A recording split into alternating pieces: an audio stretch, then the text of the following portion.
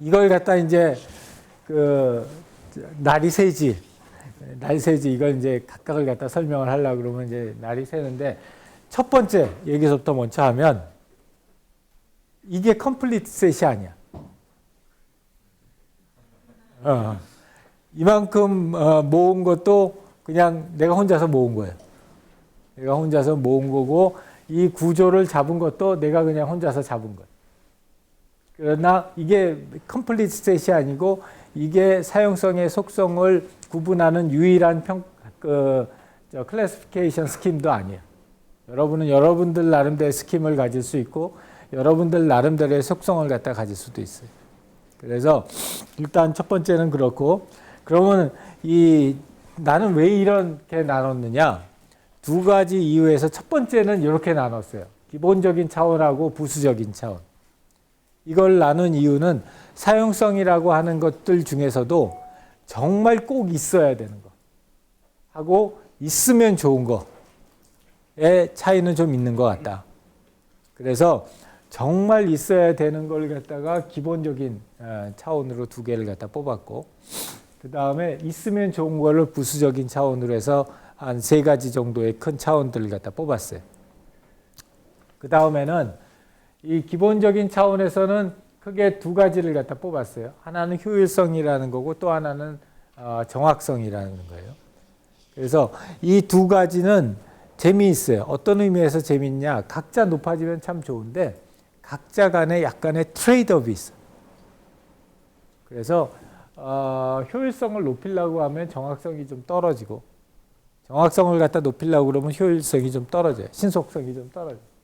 그래서 이런 측면에서 얘네 둘 간에는 트레이드업 관계가 있다. 그 다음에 이 부수적인 차원에 있어서의 세 가지 걔네들도 의미성, 유연성, 일관성이라고 하는 것들이 세 가지의 차원인데 각각의 차원별로 또 이 앞에서 보는 것처럼 이러한 형식의 서브 차원들이 있어요. 그 각각의 서브 차원들이 있고 또 걔네들에 대해서 또 각각의 더 서브 차원들이 있어요. 그래서 하이라키칼한 구조를 가지고 이렇게 쭉 구성이 되어 있는 건데 얘네들 사이에서도 트레이드업 관계가 있어요. 그래서 각각 차원별로 트레이드업 관계가 있고 또 그 밑에 부분에 하이라키칼하게 계층적인 구조를 가지고 속성들이 구성되어 있다라는 게 이 전반적인 구조를 갖다가 설계한 기본 원칙이에요. 여기에 지금은 없지만 뭔가 하나 2레벨에서 중요한 속성이 나올 수도 있어요. 여기에는 별로 안 나올 것 같아. 이쪽은 기본적인 속성이기 때문에 그리고 얘 둘 간의 트레이드업 관계가 있으면 다른 거가 나오기가 그렇게 쉽지가 않아요. 그래서 여기는 pretty much stable 할 것 같은데 이쪽 부분은 하나가 더 이 수준에서 나올 수도 있고 아니면 이 수준에서 하나 더 나올 수도 있고 이 수준에서 아니면 이 수준에서 하나 더 나올 수도 있어요. 그래서 이쪽 부분에는 굉장히 플렉서블하게 척도들이나 차원들이 바뀔 것이다. 또 바뀌어야 된다라고 생각을 해요. 그래서 이게 전반적인 이런 계층 구조를 가지고 있고 이 각각을 갖다가 보게 되면 제일 첫 번째가 효율성이에요. 효율성은 얼마나 효율적으로 가업을 갖다 수행할 수 있느냐 해서 크게 두 가지를 갖다 얘기를 했어요. 첫 번째는 시간의 측면에서 얼마나 레스폰시브 하냐. 두 번째는 이 단계의 측면, 스텝. 그러니까 하나는 타임이고 또 하나는 스텝이에요. 그래서 얼마나 작은 스텝으로 넘어갈 수 있느냐를 가지고서 효율성의 차원을 갖다 구별할 수 있고 또 각각으로 들어가서 반응성을 가서 보면 반응성은 결국은 빨라야지 뭐. 그냥 눌렀을 때 빨라야 되는 건데 이게 항상 빠를 수가 없으니까 빠르지 않으면은 여기서의 반응성에서의 중요한 이슈는 어디에서 딜레이가 나오느냐. 그게 시스템에서 딜레이가 나올 수도 있고 네트워크에서 딜레이가 잡힐 수도 있고 또는 사람의 움직임에서 딜레이가 잡힐 수도 있어요. 그래서 그 딜레이가 어디서 잡히느냐 하는 걸 파악하는 것도 중요하고 두 번째는 이 반응성에서 여러분들이 생각해야 되는 건 뭐냐면 물리적인 시간이 아니라 지각된 시각이에요. 사용자의 입장에서 그 사람들이 지각했었을 때 과연 이게 얼마나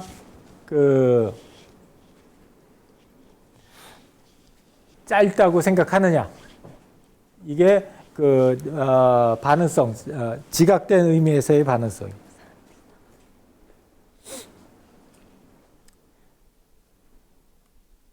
그래서 시스템 지체를 보게 되면은 사람들이 이렇게 느끼게 하는 반응성이 어떤 경우에는 높고 어떤 경우에는 낮고 이런 식으로 진행이 되고요.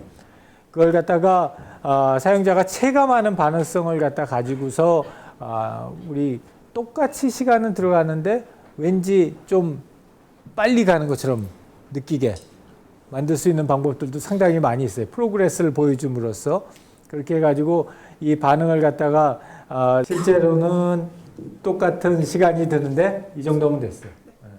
실제로는 똑같은 시간이 드는데 사람이 느꼈을 때는 굉장히 빠르게 느끼는 것처럼 하는 게 있죠. 그 다음에 이런 걸 가지고서 실제로 어떤 수익에 창출하는 경우도 많아요. 내가 반응성을 갖다 조금 더 빠르다라고 느끼게 해줌으로써 그거 가지고서 수익 모델을 만들어가지고 실제로 그걸로 과금을 하는 경우도 있죠. 자, 그래서 주로 이제 이런 형식으로 각각의 섹션들이 구성이 되어 있어요.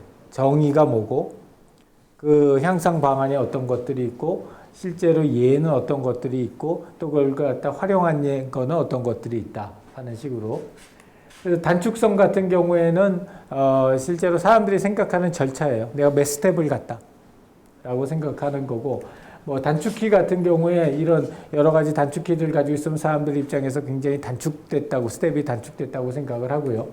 모바일 사례 같은 경우에도 그렇고, 그래서 특히 이제 모바일 같은 경우에는 우리가 굉장히 짧은 시간 동안에 많은 키타치를 하잖아요. 그래서 우리 그 한글 모바일에 있는 한글 자모판 몇 개나 될 것 같아? 총 가능한 숫자가? 천지인 있고, LG는 뭐가 있지? LG는 다른 거 있었는데? 그거 뭐라고 그러지? 그거 있어요. 이지한글. 요즘 뭐라 하는지 나도 모르겠다. 그리고 쿼티, 우리 여기 아이폰에서 하는 쿼티도 있고, 그런 숫자로 해서 몇 가지나 될까? 3가지 내가 얘기했고. 특허 받은 것만 하자. 특허 받은 것만.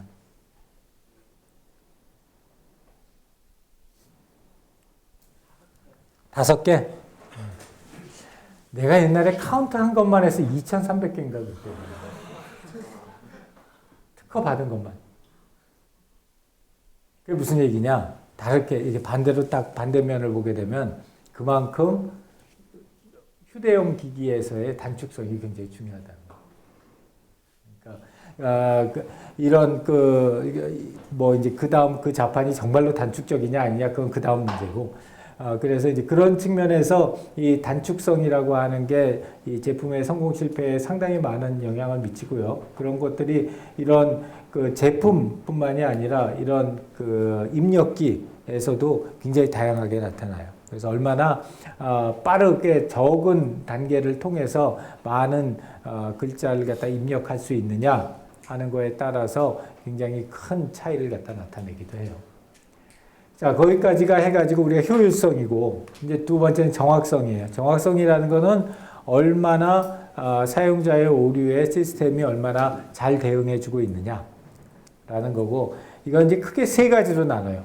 어떻게 나눠지냐 하면은, 제일 좋은 거는 사용자로 하여금 오류를 범하지 않게 해주는 거예요. 제일 좋지. 사전에 조치를 해서 오류를 범하지 않게 해주는 게 제일 좋고, 할 수 없이 오류를 갖다 범했다 그러면 사람이 자기가 뭔가 잘못했다는 걸 알아차리기 쉽게 해주는 게 좋고, 이제 더 나아가서는 그러면은 알아차리고 나서 그럼 내가 이걸 갖다 어떻게 고쳐야 될까?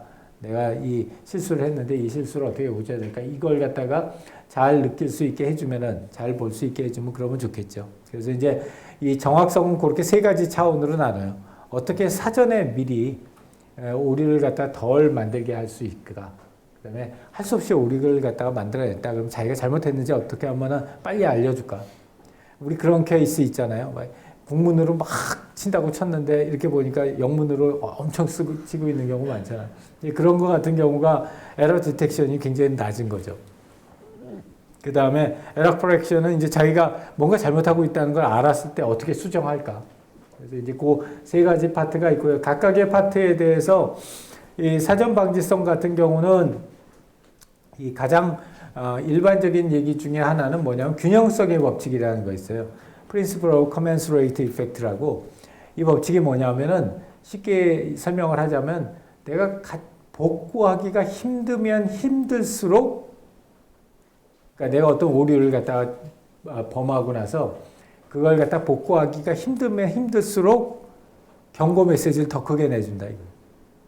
어떻게 생각하면 굉장히 당연한 얘기긴 하지. 그래서 그게 이제 사전 경고와 관련된 법칙이고요. 또는 그 사전 심사라고 하는 거는 내가 처음에 이 어떤 사용자가 어떤 액션을 취하기 전에 미리 심사를 해서 가능한 그 오류를 안 낼 것 같은 애들만 보여준다 이거예요. 시스템. 그래서 이 사전 경고의 예 있잖아. 너 이거 정말 지울래?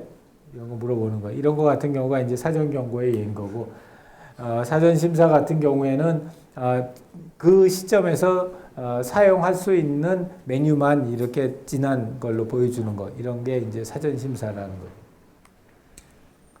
오류 발생 감지성이라는 건 뭐가 내가 잘못하고 있다라는 걸 갖다가 미리 가급적 빨리 알려주는 건데, 가장 대표적인 예 중에 하나가 이런 거예요. 아이디 중복 체크. 이런 거 같은 거 요새는 이렇게 멍청한 시스템 거의 없는데, 옛날 시스템들 중에 제일 열받게 하는 시스템 중에 뭐가 있냐면, 처음부터 끝까지 다 쓰고 나서 엔터 눌렀는데 이 아이디는 이미 사용되고 있는 아이디입니다. 그 다음에 처음부터 다시 필드 다 채우게 하는 거. 이제 이게 아주 가장 월스트한 케이스인 거고, 이제 또 그게 꼭 뭐 시각 정보를 통해서 이런 게 만들어질 수도 있지만, 청각 정보나 요새는 촉각 정보를 통해서도 내가 어떤 오류를 지금 만들어낼 가능성이 높다라는 것들을 보여주죠. 이런 거 잘하는 게 애플 OS가 잘해요. 애플 OS가 이런 어떤 오류의 종류에 따라서 그거에 맞게 청각이나 촉각 자극을 갖다 써서 사용자한테 너 지금 뭔가 심각하게 잘못하고 있어 라는 걸 갖다 경고하는 거 굉장히 잘해요. iOS가. 오류 회복성 같은 경우에는 크게 두 가지가 있어요. 하나는 첫 번째 후방 오류. 언두라고 생각하면 돼. 언두, 내가 뭔가를 했는데 그걸 갖다가 안 한 걸로 다시 돌리는 거.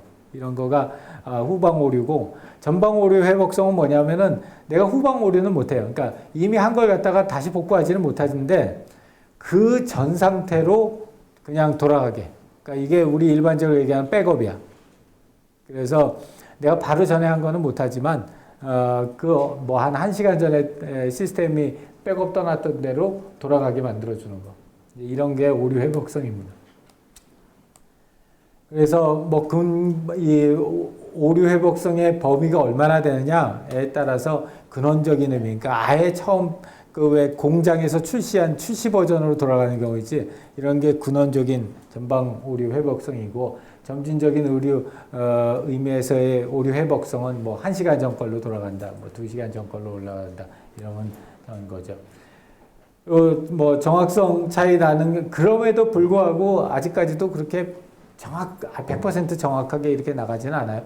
그러니까 특히 이제 뭐 음성 인식 같은 경우에 우리 뭐 대부분 사람들이 상당히 정확하다고 생각하기는 하지만 그렇게 정확하지 않은 경우도 많이 있고, 시간 관계상 이 동영상이 달려 있는데 시간 관계상 이거는 여러분들 나중에 강의 자료 볼 때 다시 한번 보세요.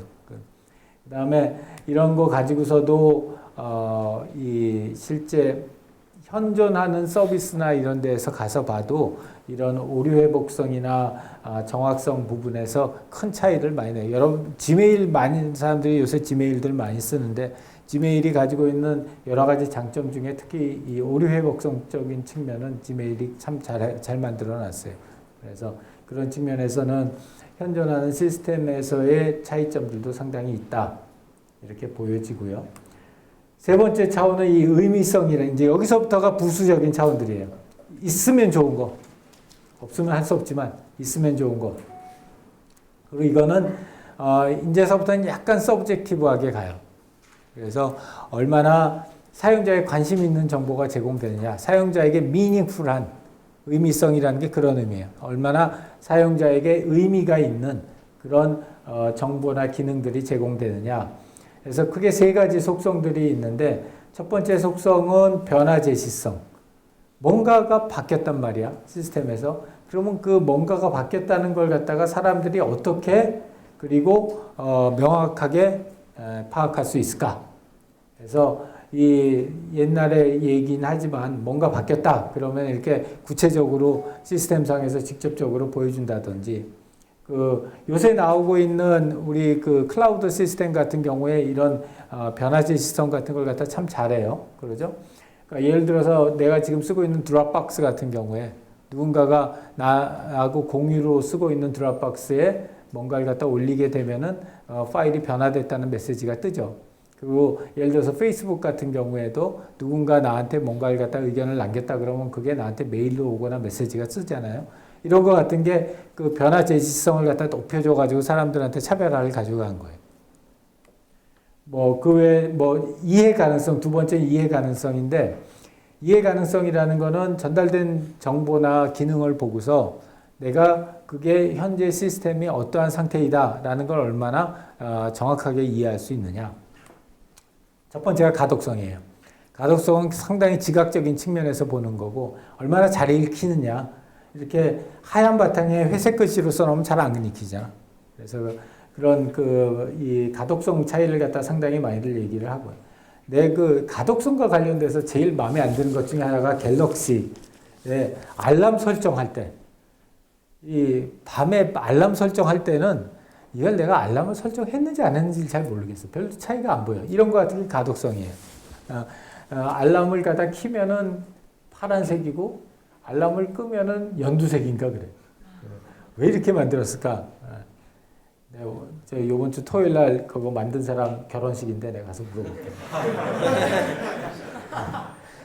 그 다음에 논리성이 모자라는 경우는 어떤 경우냐면 말이 안 되는 경우. 그래서 이제 예를 들어서 이거 같은 경우는 야구장 스테디움에 농구 경기를 틀어준다든지 뭐 이러면 말이 안 된다는 거죠. 그래서 이제 논리성 측면에서는 그런 측면들이 있고, 학습성이라고 하는 거는 얼마나 초보자가 처음에 그 시스템에 대한 수준을 갖다가 이해하고 그것들을 갖다가 지속적으로 사용할 수 있도록 지식을 취득하는 게 얼마나 쉽냐 하는 거여서, 매뉴얼이 어디 쉽냐, 그리고 실제로 시스템의 종류와 그 다음에 그 제공되는 매뉴얼의 내용이 얼마나 적합하냐, 그리고 나중에 얼마나 기억하기 편리하냐, 이런 것들이 학습성이에요. 유연성은 얼마나 사용자한테 많은 다양한 옵션을 주느냐. 그래서 이 종류가 한 5가지 정도가 있어요. 사용자 주도권은 사용자가 자신이 리드를 한다라고 느끼게 만들어주는 거예요. 자신이 컨트롤을 가지고 있다. 그래서 이제 지금 각각의 이 속성에 대한 내용들은 교과서에 굉장히 자세하게 써 있어요. 그러니까 이제 그 내용들을 보고 내가 강의할 때는 중요한 포인트만 딱딱 찍고서 넘어갈게요. 이 사람들은 아무리 좋은 기능이라도 자기가 컨트롤하고 있다는 생각을 못하면은 안 좋아요. 그래서 뭐 가장 대표적인 예 중에 하나가 한 몇 년 전인가 우리 마이크로소프트가 오퍼레이팅 시스템 바꾸면서 멍멍이를 갖다가 도입한 적이 있잖아요. 근데 이 멍멍이가 시도 때도 없이 튀어나와서 짖잖아. 근데 그게 아무리 좋은 의도에서 그걸 만들었다고 할지라도 그게 사용자 입장에서 봤을 때 얘는 왜 내가 나오라 그러지도 않았는데 나와가지고 멍멍 짖냐? 이렇게 생각하면은 그 유용성이 많이 떨어지는 거예요. 그래서 사용성이 많이 떨어지고 그게 사용자 주도권이 많이 떨어지는 거예요. 그래서 어떻게 하면 사용자한테 그 주도권을 갖다 많이 줄 수 있느냐? 그 중에서 이제 중요한 것 중에 하나가 상호작용 모드라는 게 있어요. 이 상호작용 모드라는 거는 뭐냐면 이런 거예요. 내가 어떤 상태일 때 요 버튼을 누르면은 바람이 불고 어떤 상태일 때는 똑같은 버튼을 누르면은 냉방이 된다. 에어컨이. 그러면 이거는 모드가 있는 거예요. 제일 그 대표적인 케이스가 뭐냐면은 여러분들 집에 있는 저 DVD 플레이어 세팅할 때 또는 여러분들 손목시계, 전자 손목시계 세팅할 때 이럴 때 보면은 내가 키가 몇 개 없잖아요. 하드 키가 몇 개 없으니까 그 하드 키가 몇 개 없는 상태에서 굉장히 많은 그 세팅을 갖다가 정하려고 하면은 한 키가 여러 가지 역할을 할 수밖에 없어요. 그렇게 되면은 내가 이게 예를 들자면 알람, 손목시계라고 하면은 알람을 갖다가 세팅하는 모드일 때는 플러스 버튼을 갖다가 부르면은 소리가 커진다. 소리가 마이너스 버튼을 누르면은 소리가 작아진다. 그런데 내가 시계를 설정하는 모드일 때 또는 날짜를 설정하는 모드일 때는 플러스 버튼을 누르면은 날짜가 올라가고 마이너스 버튼을 누르면 날짜가 내려간다. 이러면은 똑같은 플러스 똑같은 마이너스 버튼인데 어떤 경우에는 날짜는 숫자를 바꾸고 알람으로 가면은 볼륨을 바꾸는 두 가지 전혀 다른 일을 하게 되잖아요. 그런 경우를 갖다 우리가 인터랙션 모드라고 해요. 그래서 사용자에게 그 주도권을 준다는 거의 한 가지 방법은 그런 인터랙션 모드를 주의해 주는 거예요. 가급적 그런 모드를 없애게 해요. 그래서 똑같은 버튼은 똑같은 역할 또는 컨시스턴트한 체계를 가진 역할을 할 수 있게 만들어 주는 거. 그게 이제 중요한 이슈 중에 하나고요. 그 다음에 과업 전이성이라고 하는 거는 언제든지 사용자가 자기가 원하면은 자기가 원하는 과업으로 넘어갈 수 있게 해주는 거예요. 대표적인 케이스 중에 하나가 우리가 워드 작업을 하면서 스펠링 책을 갖다가 켜놨을 때 내가 더 이상 스펠링을 갖다가 체크하고 싶지 않다. 그래서 다시 내가 원하는 문서에 가서 클릭을 하면 굳이 스펠링 책을 갖다가 끄지 않아도 가가지고 바로 문서에서 작업을 할 수가 있어요. 내가 원하면 언제든지 내가 비록 지금은 스펠링을 체크하고 있지만 내가 원하면 언제든지 다시 돌아가서 타이핑을 칠 수 있다. 그게 과업 전이성의 예예요. 그래서 사용자가 주도권을 가지고 자기가 원할 때는 언제나 자기가 원하는 작업으로 전이할 수 있는 그런 게 높아졌었을 때 사용자가 주도권을 갖는다라는 거고요. 대체성이라고 하는 거는 사용자가 어떤 특정 작업을 갖다 하는 동안에 입력을 하거나 출력을 받을 텐데 입력을 하는 방법을 여러 가지를 준다든지 출력을 받을 수 있는 방법을 여러 가지 줘서 사용자의 입장에서 자기가 원하는 형태로 입력할 수도 있고 또 자기가 원하는 형태로 출력을 받을 수도 있게 그렇게 해주는 게 필요하다라는 거고요. 그래서 입력될 수 있고 다중성이라고 하는 거는 한 번에 여러 가지 일을 할 수 있게 해줘야 된다는 거예요. 멀티태스킹인데 동시적 다중성이라는 거는 한 시간에 동시에 여러 가지 일을 하는 거고 교차적 다중성이라는 거는 번갈아 가면서 하는 거예요.